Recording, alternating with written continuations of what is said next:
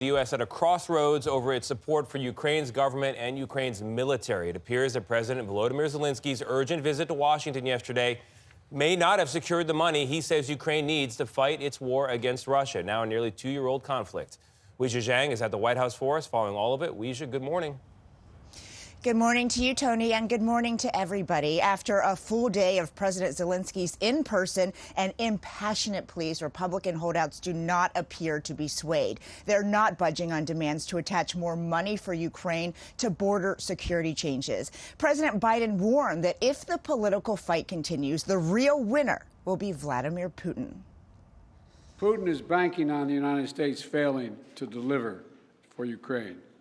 We must prove him wrong.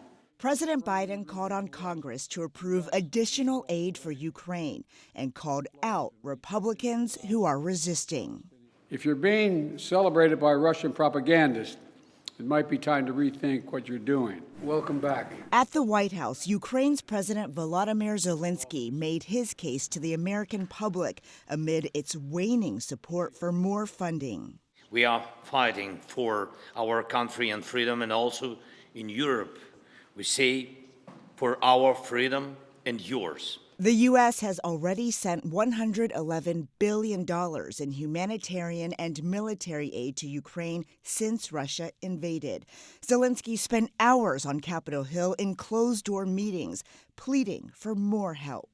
The border is an absolute catastrophe. After their meeting, House Speaker Mike Johnson said that his condition to approve Ukraine aid had not changed, insisting Democrats agree to immigration policy changes. They have not shown us any indication that they're interested in doing that. And so the ball is quite literally in their court. We are willing to meet in the middle. We have moved far more away from the president's original bill than they have moved. CBS News has learned that the Biden administration would be willing to back a new measure to expel migrants without screening to see if they are eligible for asylum. It is also open to a dramatic expansion of immigration detention and deportations. But some Republicans have already said they are prepared to go into the holiday recess without a deal. They're leaving at the end of the week. So all I have said is practically impossible.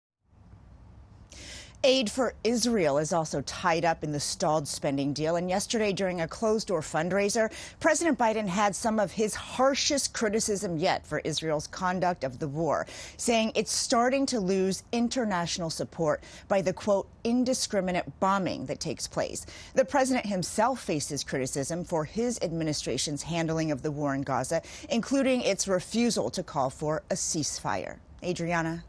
Weijia, thank you.